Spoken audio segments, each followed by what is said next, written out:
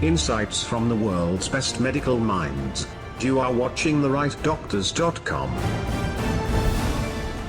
एक study decline in daily new reported cases note किया जा रहा है। पिछले 20 दिनों से यह डिक्लाइन कंटिन्यूड बेसिस पर स्टेट में नोट किया जा रहा है।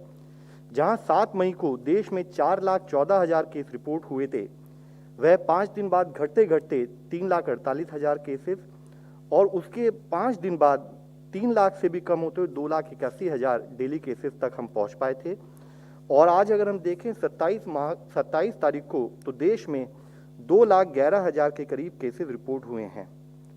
यह अगर एक और डेटा हम देखें तो पाते हैं कि 25 मई को देश में पिछले कुछ दिनों के अनुपात में देखें तो सबसे कम केसेस यानी कि 1,96,000 केसेस रिपोर्ट हुए हैं। और 17 मई से कंटिन्यूड बेसिस पर हमारे देश में 3 लाख से कम केसेस रिपोर्ट हो रहे हैं। यह एक पॉजिटिव डेवलपमेंट है। जरूरत है कि इसको हम कंटिन्यूड बेसिस पर मॉनिटर करते रहें। 15 स्टेट्स ऐसी हैं देश में जहां पर 1000 से 5,000 के करीब केसेस रिपोर्ट हुए हैं प्रतिदिन उस अनुपात में, और 13 स्टेट ऐसी हैं जहां पर कि 1,000 से भी कम केस देश में रिपोर्ट हुए हैं।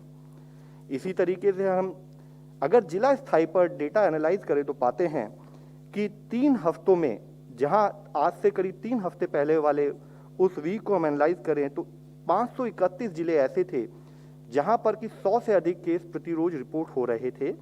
वह घटकर अब 359 डिस्ट्रिक्ट रह गया है, यानी कि 172 डिस्ट्रिक्ट ऐसे हैं जहां पर केसेस में कमी नोट की गई है।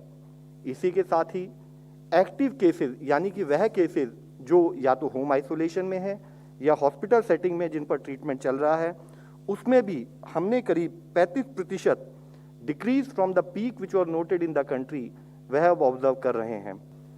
जरूरी है कि एक स्थाई पर जब हम वैक्सीनेशन को बढ़ावा दे रहे हैं तब भी, जैसे कि माननीय प्रधानमंत्री जी ने हमेशा कहा है, दवाई भी ढिलाई नहीं। तो उसके तहत अगर हमें कोरोना को मैनेज करना है तो दवाई यानी कि टीका के रूप में अगर हमारे को टीका भी लगे तब भी कोविड अप्रोप्रिएट बिहेवियर यानी कि प्रॉपर सैनिटेशन, 2 गज की दूरी और मास्क का उपयोग हम कंटिन्यूड बेसिस पर करते रहें। धन्यवाद। It's clear that we are giving the same second dose of this.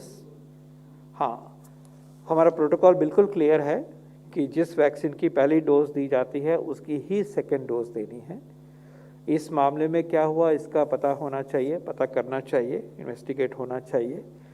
लेकिन मैं ये भी कह सकता हूँ कि अगर दूसरे वैक्सीन की डोज भी लग जाए तो शायद कोई ऐसे सिग्निफिकेंट एडवर्स इफेक्ट शायद अनलाइकली है।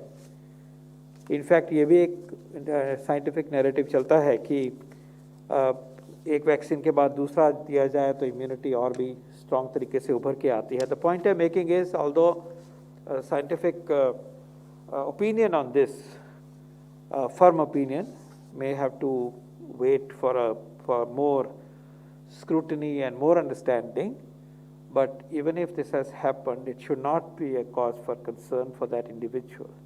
But certainly I appeal to all our fellow health workers to kindly make sure that we give the same vaccine of which the first dose has been given the second time.